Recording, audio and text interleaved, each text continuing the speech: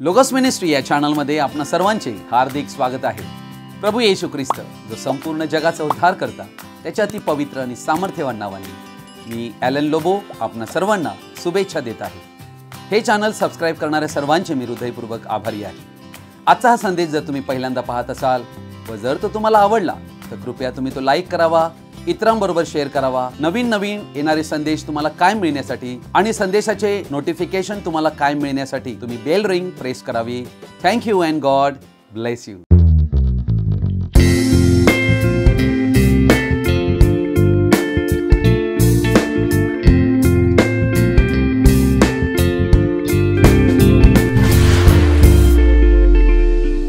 आज आम्ही एका महत्त्वाच्या विषयाकडे आपलं लक्ष लावणार आहोत।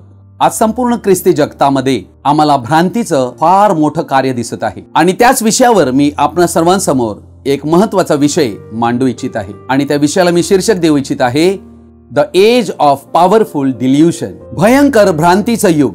प्रियजन हो, या युगात आज तुम्ही आणि आम्ही राहत आहोत। हे अतिशय फसवं युग आहे आणि सैतानाची कार्य या जगामध्ये फार जोरात चालू आहेत आणि त्यामुळे अनेक लोक भुलविले जात आहेत, फसविले जात आहेत। कारण अशा प्रकारे हा सैतानी दुरात्मा लोकांना फसविण्याचे काम करीत आहे। आपण सर्वजणांनी सावध राहावे आणि सैतानाची कारस्थाने काय आहेत आम्ही ओळखावी। म्हणून आपणा सर्वांना विनंती आहे की आपण हा संदेश सर्वजणांनी आवर्जून शेवटपर्यंत पाहावा। God bless you. थेसलोनिकास दुसरे पत्र याचा दुसरा अध्याय याचं वचन 11 आणि 12 मी आपणा पुढे वाचत आहे।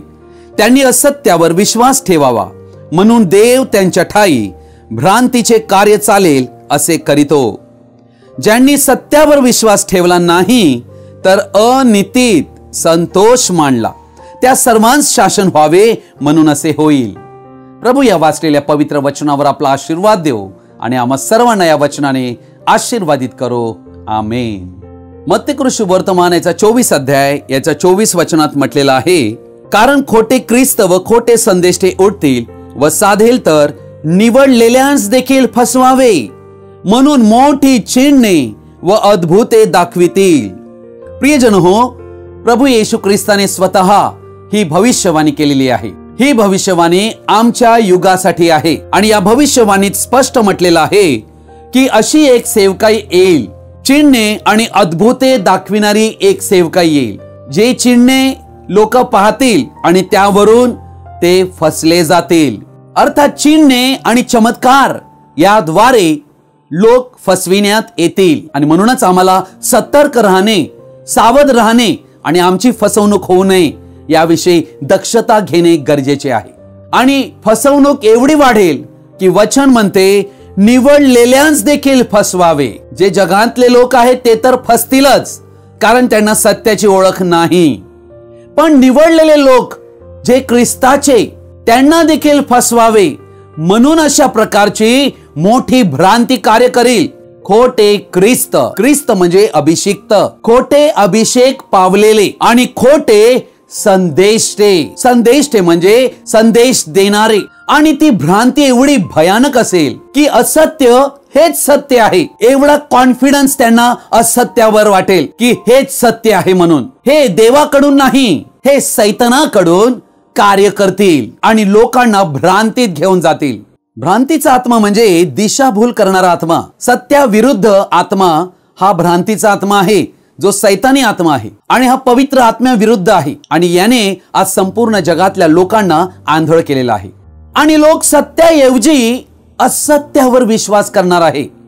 आणि आजच्या ख्रिस्ती जगतामध्ये आम्ही ही भ्रांती फार मोठ्या प्रमाणात वाढत असलेली पाहत आहोत। देवाचा मनुष्य इतरांना मदत करीतो की त्यांनी देवावर अवलंबून राहावे।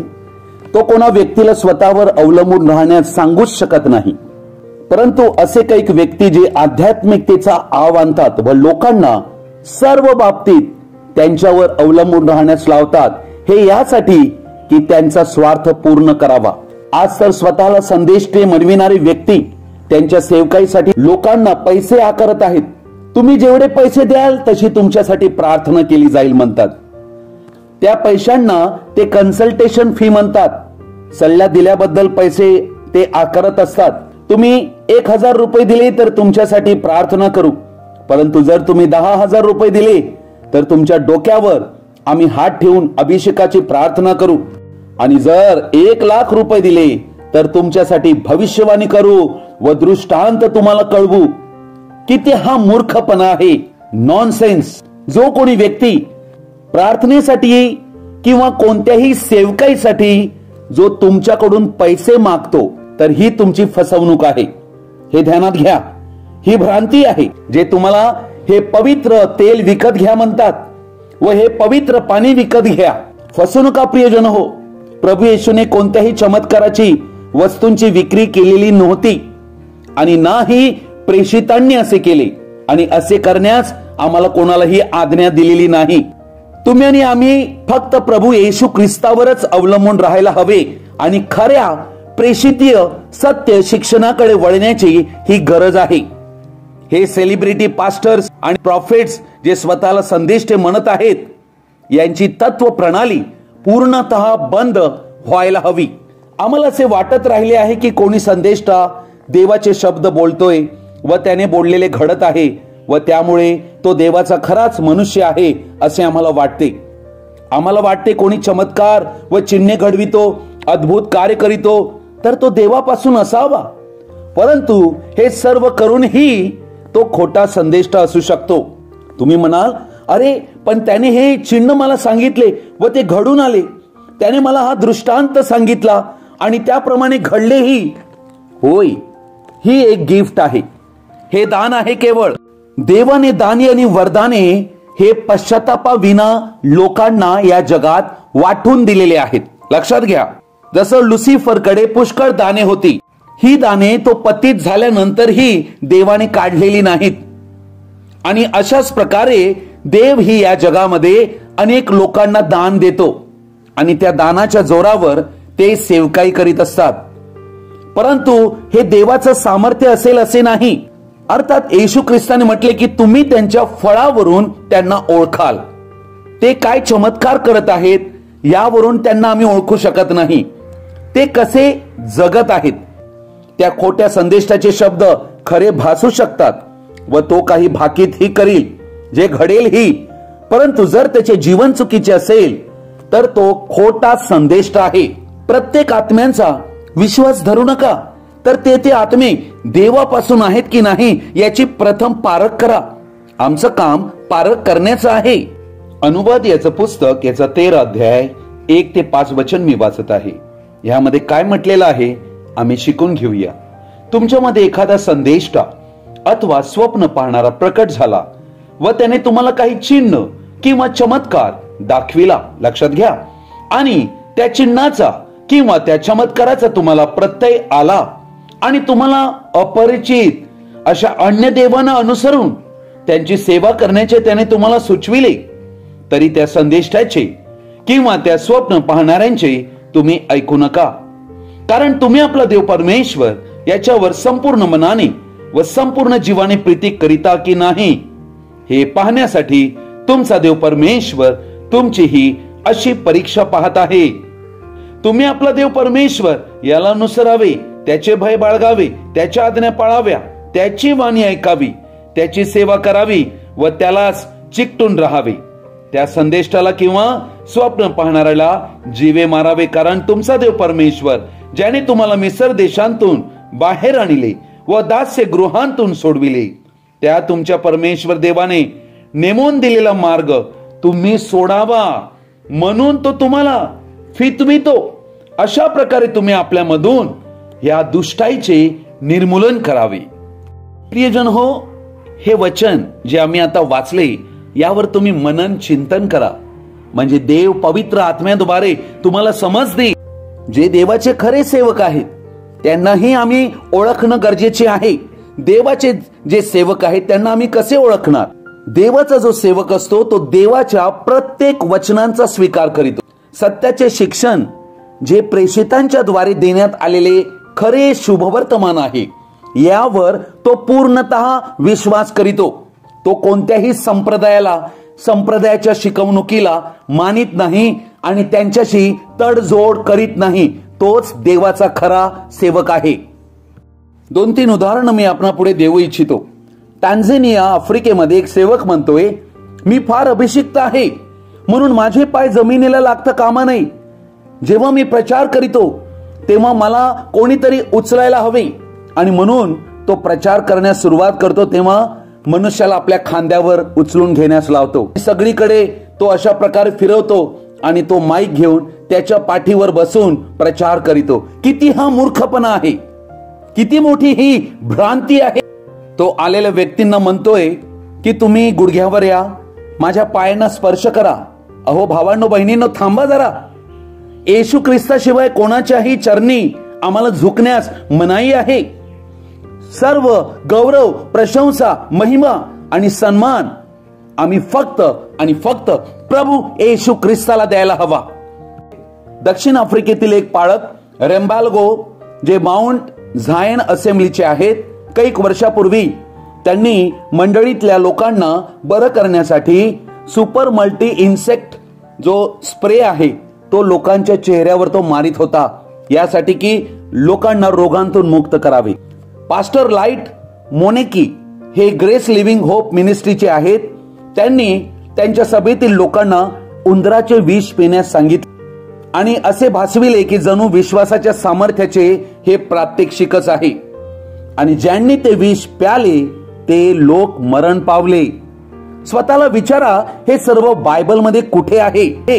कधी तुम्ही बायबलमध्ये हे वाचले आहे काय? अर्थात अनेक लोक बायबल न वाचल्या कारणाने त्यांना सत्य काय असत्य काय हे कळत नसते. प्रियजनो, मी तुम्हाला प्रोत्साहित करीत आहे की तुम्ही पवित्र शास्त्राचे रोज वाचन करा.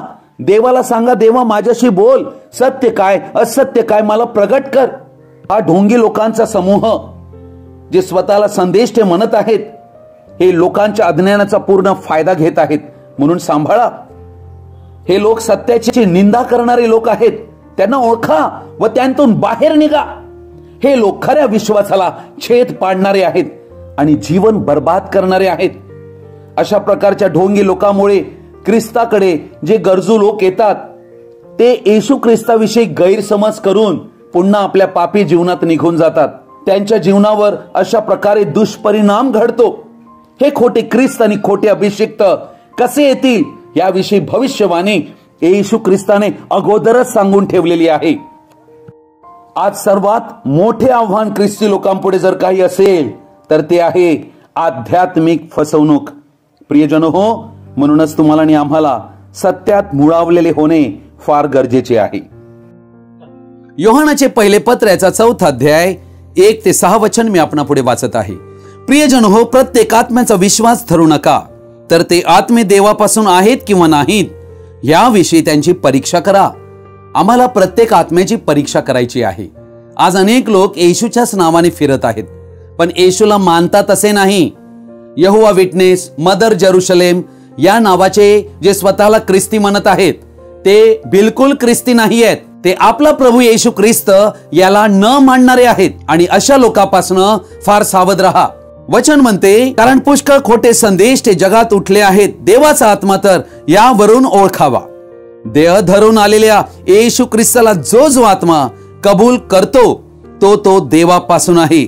जो आत्मा येशूला कबूल करीत नाही तो देवापासून नाही. हाच ख्रिस्त विरोधकाचा आत्मा आहे. भ्रांती जेव्हा येते तेव्हा मनुष्याची दिशाभूल होते, यासाठी की त्यांच्या जीवाचा नाश व्हावा. भ्रांती जेव्हा येते तेव्हा मनुष्याला खरं काय आणि खोटं काय याचा भेद कळायचा राहतो. खरं आणि खोटं याचा भेद मनुष्याला समजेनासा होतो. भ्रांतीचे आत्म्याचं कार्य अशा प्रकारे असेल, जगात तर भ्रांती असेलच, पण आज ख्रिस्ती मंडळामध्ये पण जे लोक बसलेले आहेत ज्यांचं सत्यावर प्रेम नाही त्यांच्यावर देखील भ्रांती येईल. आणि अशी भ्रांती येईल की ते आंधळे होतील. ते ख्रिस्ताच्या वधुरूपी मंडळीमध्ये राहू शकणार नाहीत. त्यांनी सत्यावर जे प्रेम करायला हवे, सत्याची आवड धरायला हवी, ती न धरल्यामुळे भ्रांतीचे कार्य त्यांच्यामध्ये चालेल. ज्या युगात तुम्ही आणि आम्ही जगत आहोत या युगात फार मोठी भयानक अशी भ्रांती येणार आहे. प्रियजन हो, आजचं युग ज्यात तुम्ही आणि आम्ही राहत आहोत हे फार मोठं भ्रांतीचं युग आहे. प्रकटीकरण 2 अध्याय आणि 3 अध्यायामध्ये आम्हाला 7 मंडळी युग आढळतात, ज्याची सुरुवात पेंटिकॉस्टच्या दिवसानंतर झालेली आहे. आणि लाउदिकिया मंडळी युग हे आमचे युग आहे, ज्यात तुम्ही आणि आम्ही राहत आहोत. आणि या युगाच्या समाप्तीच्या एकदम काठावर आज आम्ही पोहोचलेलो आहोत. प्रकटीकरण याचा 3रा अध्याय याच्या 14 ते 22 वचनामध्ये आम्हाला लावदिकिया हे मंडळी युग आढळते. लावदिकिया मंडळी युगाविषयी प्रकटीकरणाच्या पुस्तकात 17वं वचन म्हणते, मी श्रीमंत आहे, मी धन मिळविले आहे व मला काही उणे नाही असे तू म्हणतोस. अर्थात या मंडळीचा दावा आहे की मी धन मिळविलेले आहे, मी श्रीमंत आहे व मला काही उणे नाही. अर्थात ही आजच्या संपूर्ण जागतिक लावदिकिया कलिसिया युगांतील मंडळीतील म्हणजे लोकांची परिस्थिती आहे. त्यांना वाटत आहे की आम्ही फार धन मिळविलेले आहे, आमच्याकडे खूप पैसा आहे. अर्थात 7व्या मंडळीच्या युगाचे हे शब्द देवापुढे वरचढ दिसत आहेत. आज संपूर्ण जगात ख्रिस्ती जगतामध्ये मंडळींची अवस्था काय आहे? ते स्वतःवर भरोसा करीत आहेत. ते संपत्तीद्वारे, पैशाद्वारे, धनाद्वारे विकत घेऊ शकतात असा त्यांचा दावा आहे. म्हणून ते म्हणत आहेत, मी श्रीमंत आहे, मी धनवान आहे. अर्थात जगातील वस्तूंची भरपुरी आहे, भौतिक वस्तूंची बेसुमार भरपुरी आहे. त्यामुळे घमंड आली आहे व त्यामुळे त्यामध्ये आनंद वाटत आहे आणि सुरक्षितता वाटत आहे. म्हणून मंडळी म्हणत आहे, मी धन मिळविले आहे. अर्थात धन कायम त्यांचे वाढत चाललेले आहे. मंडळी म्हणत आहे, मला कशाचीही गरज नाही. त्यांना असे वाटत आहे की त्यांना मनुष्य व देव यांच्या मदतीची सुद्धा गरज नाही. त्यांना सैतानाने एवढे मायाजालात फसविले आहे की त्यांना असे वाटत आहे की पैशाने ते काहीही विकत घेऊ शकतात. त्यासाठी त्यांना देवावर भरोसा करण्याची गरज नाही, कारण त्यांनी मानवी साधन संपत्ती, स्वतःमध्ये असणारी कुवत, कौशल्य, संपत्ती यामध्ये त्यांनी सुरक्षितता शोधलेली आहे.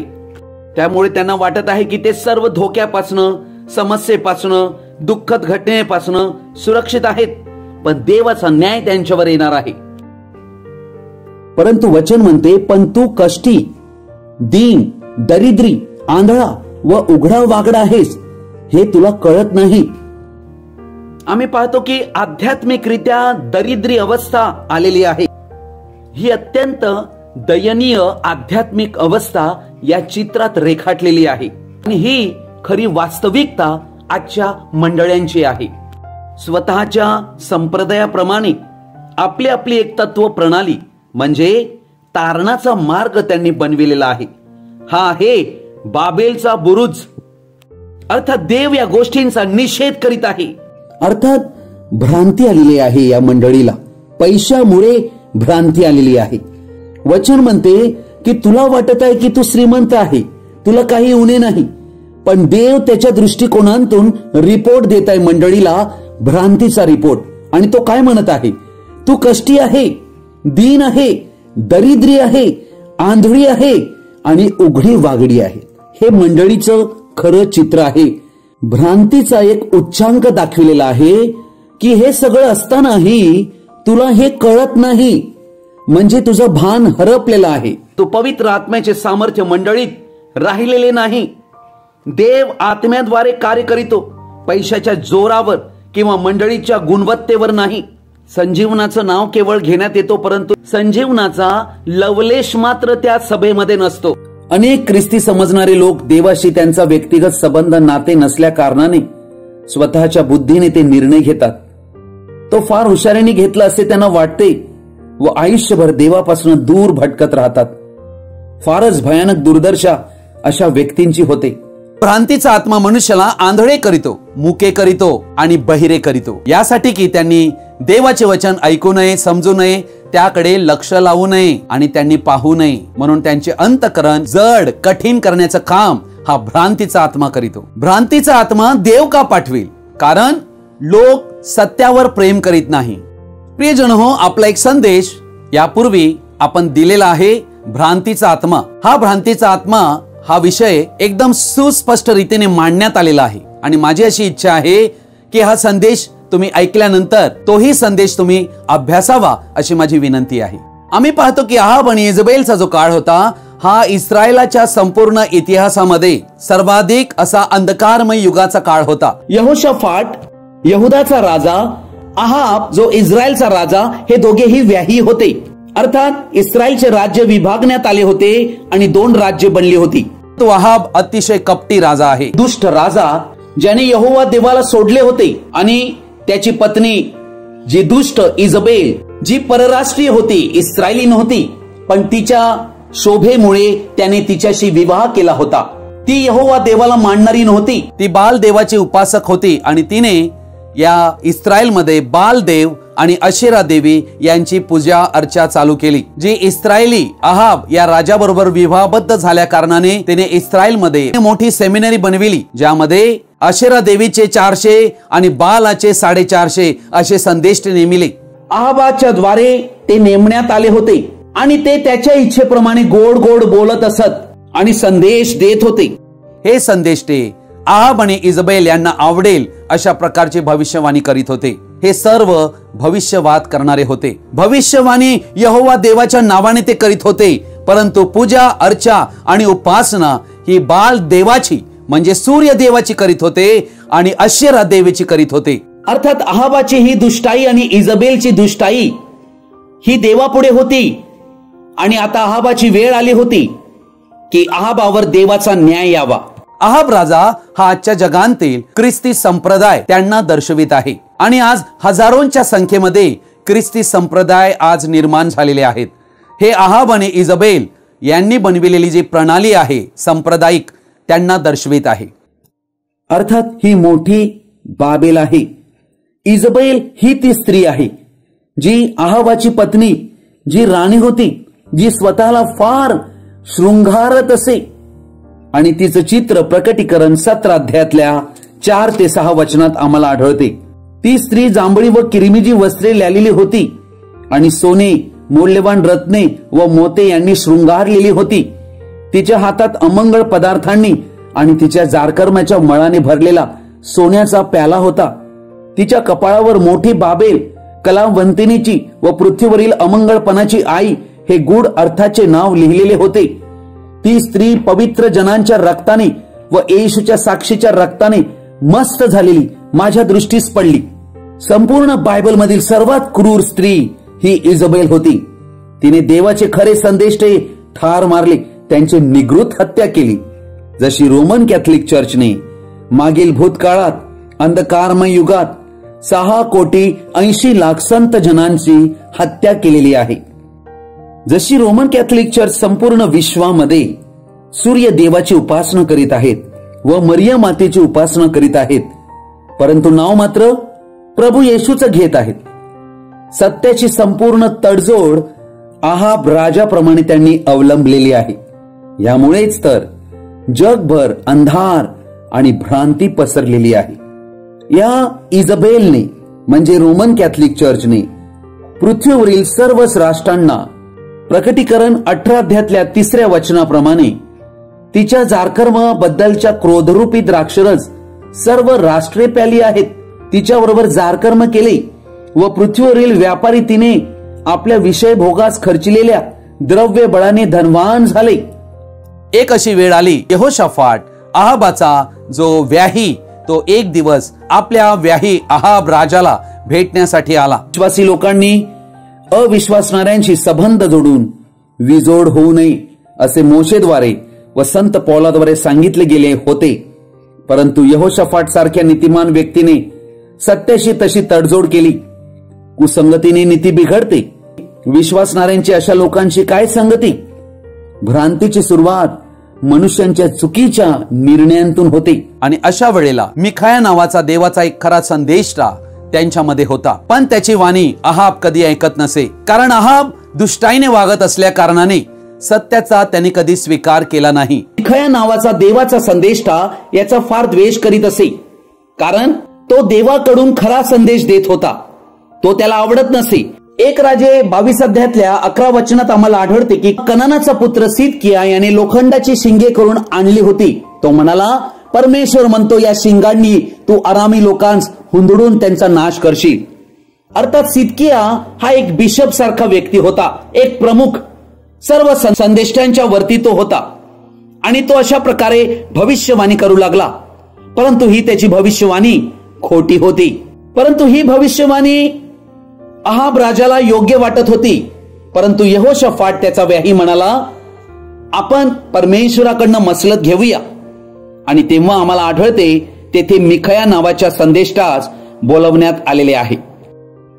परंतु 13व्या वचनात आम्ही ही गोष्ट पाहत आहोत की जो जासूद मिखायास बोलावयास गेला होता त्यास तो म्हणाला, पहा, सर्व संदेष्टांचे एकमत होऊन ते राजा संबंधाने शुभवचन बोलत आहेत, तर त्यांच्याप्रमाणेच तूही शुभवचन कथन करावी. बघा कशा प्रकारे हे लोक करत आहेत. मिखया म्हणाला, परमेश्वराच्या जीविताची शपथ, परमेश्वर जे काही सांगेल तेच मी बोलेन. हा आहे देवाचा खरा संदेष्टा, खरा संदेशवाहक, जो कोणा माणसाच्या प्रभावाखाली येत नाही, कोणाच्या दडपणाखाली येत नाही, पण देव काय म्हणतो तेच तो बोलतो. अर्थात येथे काय चित्र दिसत आहे? मिखया हा सत्याच्या आत्म्याने भरलेला आहे आणि अहाब आणि त्याच्या सर्व राज्यांतील हे सर्व संदेष्टे, हे सर्व भ्रांतीच्या आत्म्याने प्रभावित झालेले असे व्यक्ती आहेत. आणि मिखयाला देव ही गोष्ट दृष्टांतामध्ये दाखवितो. 1 राजे याच्या 22 अध्यायामध्ये 17 वचनापासून मी वाचत आहे. मग तो म्हणाला, सर्व इस्रायल लोक मेंढपाळा वाचून असलेल्या मेंढरांसारखे डोंगरावरून विखरले आहेत असे मला दिसले. अहाब हा इस्रायलचा मेंढपाळ होता, परंतु त्याला मेंढरांची काळजी नव्हती. तो स्वतः मेंढपाळांचा मेंढपाळ जो देव त्याचे ऐकत नव्हता, त्याच्या अधीन नव्हता. इजबेल सांगे त्याचप्रमाणे तो वागत होता. अर्थात इस्रायलची कशी अवस्था झाली होती? मेंढपाळ नाहीत आणि सगळी मेंढरे विखरलेली आहेत. आणि जर मेंढरे विखरली तर ती शत्रूच्या हाती सापडतील.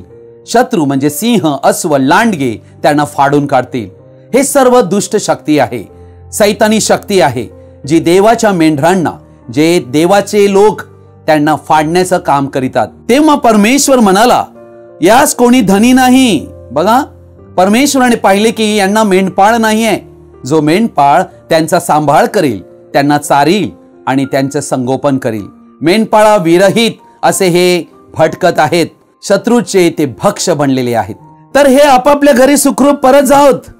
इस्रायलचा राजा यहोशाफाट म्हणाला, हा माझ्या संबंधाने अनुकूल संदेश सांगावयाचा नाही तर प्रतिकूल सांगावयाचा, असे मी आपणास सांगितले नाही काय? अहाब यहोशाफाटला हे म्हणत आहे. मिखाया म्हणाला, तर आता तू परमेश्वराचे वचन ऐक. आणि एक मीटिंग स्वर्गामध्ये या विषयावर झालेली आहे आणि याविषयीचा दृष्टांत मिखाया नावाच्या संदेष्टाला देवाने प्रकट केला. आणि तो काय आहे ते आता आम्ही पाहणार आहोत. परमेश्वर आपल्या सिंहासनावर विराजमान झालेला व त्याच्या उजवीकडे व डावीकडे स्वर्गांतील सर्व सेना उभी आहे असे माझ्या दृष्टीस पडले. परमेश्वर म्हणाला, अहाबास असा कोण मोह घालेल की तो रामोत गिलादावर चाल करून तेथे पतन पावेल. तेव्हा कोणी असे कोणी तसे म्हटले. त्या समय एक आत्मा जवळ येऊन परमेश्वरासमोर उभा राहिला आणि म्हणाला, मी त्याला मोह घालितो. परमेश्वराने विचारिले, कसा? तो म्हणाला, मी जाऊन त्याच्या सर्व संदेष्टांच्या मुखात असत्य वदविणारा आत्मा होईन. परमेश्वर म्हणाला, तू त्यास मोह घालशील. जा, तूच कडून हे होईल तसेच कर. तर आता पहा, परमेश्वराने तुझ्या या सर्व संदेष्टांच्या मुखात असत्य वदविणारा आत्मा संचार विला आहे. तुझे अनिष्ट होणार असे परमेश्वर बोलला आहे. तेव्हा कनानाचा पुत्र सिदकिया मिखाया जवळ गेला आणि त्याच्या तोंडात मारून त्याने त्याला विचारले, परमेश्वराचा आत्मा मला सोडून तुझ्याशी बोलण्यास कुठून गेला? मिखाया त्यास म्हणाला, तू लपवायाच्या घराच्या आतल्या कोठडीत पळून जाशील तेव्हा तुला कळेल. इथे लक्ष द्या, सिदकिया हा फार मोठा आणि प्रतिष्ठित व्यक्ती असल्या कारणाने मिखाया जो देवाचा सेवक त्याच्या थोबाडात त्याने मारलेली आहे. आणि काय म्हणालेला आहे? परमेश्वराचा आत्मा मला सोडून तुझ्याशी बोलण्यास कुठून गेला? मिखायाला तर देवाने हे दाखविले की सिदकियाच्या मुखांतून येणारे असत्य वाणी ही त्या दुरात्म्याकडनं, जो असत्य वदविणारा आत्मा त्याच्याकडून येत होती. इथे आम्ही लक्ष देणं फार गरजेचे आहे. हा आहे अन्य आत्मा, ज्याला सिदकिया पवित्र आत्मा, देवाचा आत्मा समजत आहे. कारण सिदकिया स्वतः आणि त्याच्याबरोबर त्याचे सर्व अनुयायी संदेष्टे हे सर्व भ्रांतीच्या प्रवाहात वाहत होते. त्यांना माहित नव्हतं, परंतु तो भ्रांतीच्या आत्म्याला परमेश्वराचा आत्मा समजत आहे. प्रियजन हो, प्रत्येक आत्म्याचा विश्वास धरू नका, तर ते आत्मे देवापासून आहेत किंवा नाहीत याविषयी त्यांची परीक्षा करा. आम्हाला प्रत्येक आत्म्याची परीक्षा करायची आहे. करंथीकरास दुसरे पत्र 11 अध्याय 3 ते 4 वचन मी आपणा पुढे वाचत आहे. तरी जसे सापाने कपट करून हव्वेला ठकविले, तसे तुमची मने कशाने तरी बिघडून ती ख्रिस्ताविषयीचे सरळपण व शुद्धता यापासून भ्रष्ट होतील, असे मला भय आहे. संत पौलाला तर ख्रिस्ताची मंडळी ख्रिस्त येशूला शुद्ध कुमारी त्याची वधू म्हणून सादर करण्याचे काम सोपवून दिले. परंतु संत पौल प्रेषित हा एक भय व्यक्त करीत आहे की जसे एदेन बागेत सर्पाने कपट करून हव्वेला ठकविले, तसे नवीन कराराची ही मंडळी, दुसऱ्या आदमाची ही मंडळी, हिचे मन कुठे बिघडून ख्रिस्ताविषयीचे जे सरळपण आणि शुद्धता यापासून भ्रष्ट होईल, असे भय संत पौलाला आहे. म्हणून 4थ्या वचनात तो म्हणतो, कारण जर कोणी येऊन ज्याची आम्ही घोषणा केली नाही अशा अन्य येशूची, बघा आजच्या जगात 2 येशू आहेत, एक बायबलनुसार एक येशू आणि एक अन्य येशू, आणि तेथे येशूचे स्थान त्याने घेतलेलं आहे. अशा अन्य येशूची घोषणा करीतो आणि तुम्हास मिळाला नाही असा दुसरा आत्मा जर तुम्ही घेता, जसा सिदकियाने घेतला होता दुसरा आत्मा हा पवित्र आत्मा नाही, दुसरा आत्मा हा सैतानाकडचा आत्मा आहे. अथवा तुम्ही स्वीकारली नाही अशी दुसरी सुवार्ता जर तुम्ही स्वीकारता, प्रियजन हो, जे शुभवर्तमान, जी सुवार्ता आम्हाला प्रेषितांच्या द्वारे देण्यात आलेली आहे, ती सोडून आम्ही कोणतीही सुवार्ता स्वीकारू शकत नाही. 25वे वचन, मिखाया त्याला म्हणाला, तू लपावयासाठी घराच्या आतल्या कोठडीत पळून जाशील तेव्हा तुला कळेल. अर्थात मिखायाला देवाने अगोदरच सर्व दाखवले दृष्टांतामध्ये. मग इस्रायलाचा राजा म्हणाला, नगराचा सुभेदार आमोन व राजपुत्र योवाश याचकडे मिखायास माघारी घेऊन जा आणि त्यांना सांगा, राजा म्हणतो, या मनुष्यास बंदीत टाका व मी सुखरूप परत येईपर्यंत त्यास शिक्षेचे अन्न व शिक्षेचे पाणी द्या. मिखाया म्हणाला, तू सुखरूप परत आलास तर समजावे की परमेश्वर माझ्याद्वारे बोललाच नाही. तो म्हणाला, लोक हो, तुम्ही हे सर्व ऐका. अर्थात मिखायाला पूर्ण 100% खात्री होती, कारण देवाने त्याला दृष्टांतात ते दाखविले होते. प्रियजन हो, अहाबाचा नाश होण्यासाठी हा देवाचा न्याय त्याच्यावर आला होता. हा न्याय कोणत्या स्वरूपात होता? ते सत्य पाहू शकणार नाहीत, ते सत्यावर प्रेम करू शकणार नाहीत, आणि त्यामुळे त्यांचे तारण ही होणार नाही. प्रियजन हो, आम्ही पाहतो की खरे शुभवर्तमान याची ओळख आम्हाला कळणे फार गरजेचे आहे. आजच्या जगामध्ये घोटाळ्यात पाडणारे भेसळयुक्त शुभवर्तमान हे सगळीकडे पसरलं जात आहे आणि ते पसरविणारे लोक कार्यरत आहेत. म्हणून तुम्ही आणि आम्ही सतर्क राहून पहिलं सत्य काय आहे हे समजून घेणं फार गरजेचे आहे. जेव्हा तुम्हाला सत्य कळेल तेव्हा असत्य पण तुम्हाला स्पष्ट कळेल आणि सत्य असत्यावर नेहमी विजय मिळविते. म्हणून सत्याचं ज्ञान प्राप्त करणे गरजेचे आहे. सत्याचं ज्ञान शुभ वर्तमानामध्ये आहे आणि शुभ वर्तमान यातील सत्य आम्ही समजून घेणे ही आमची प्रत्येकाची व्यक्तिगत जबाबदारी आहे. नाना प्रकारच्या भेसळयुक्त शिक्षणाच्या द्वारे देवाचं वचन जे सत्य आहे ते दाबून ते आपलं स्वतःचं एक वेगळं असं शिक्षण तयार करीतात. जसं रोमन कॅथलिक चर्च यांनी कॅटेकिझम तयार केले. ख्रिस्त येशूने मत्ते 28:18 मध्ये म्हटले की स्वर्गात आणि पृथ्वीवर सर्व अधिकार मला देण्यात आलेला आहे. बायबल बदलण्याचा, बायबल मधील कोणतीही गोष्ट काढण्याचा किंवा त्यामध्ये भर घालण्याचा अधिकार या पृथ्वीवर कोणालाही नाही. कोणाही पृथ्वीवरील व्यक्तीला हा अधिकार देण्यात आलेला नाही की त्यांनी बायबलमध्ये बदल करावा. परंतु रोमच्या द्वारे आलेली ही शिकवणूक जी आहे हिने पृथ्वीवरील सर्व राष्ट्रांना भ्रष्ट केलेले आहे. आपला गुंगी आणणारा द्राक्षरस पाजून त्यांनी काय केले?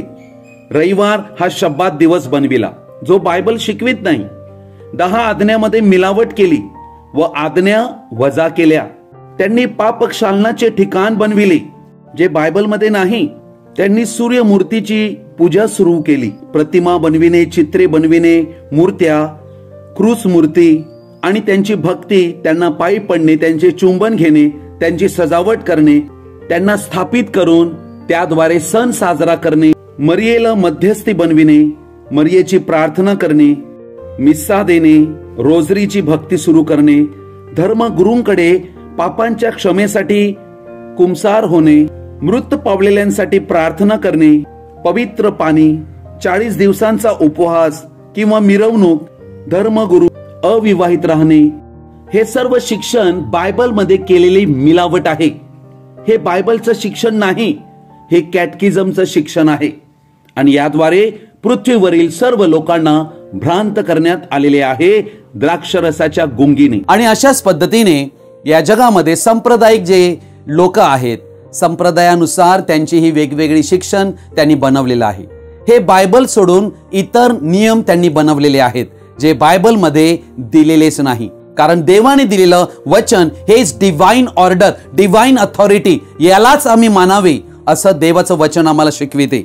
आणि बायबल अशा दुसऱ्या कोणत्याही अधिकाराला ओळखत नाही जे मानवी तत्व किंवा मानवी संप्रदायांतून आलेलं आहे. ते व्यर्थ माझी उपासना करीतात, कारण ते शास्त्र म्हणून जे शिकवितात ते असतात मनुष्याचे नियम. संत पौल या ठिकाणी 2 महत्वाच्या गोष्टी पुन्हा पुन्हा सांगत आहे. आणि त्या ह्या आहेत की जे शुभवर्तमान आम्ही तुम्हाला सांगितले असे तो म्हणतो.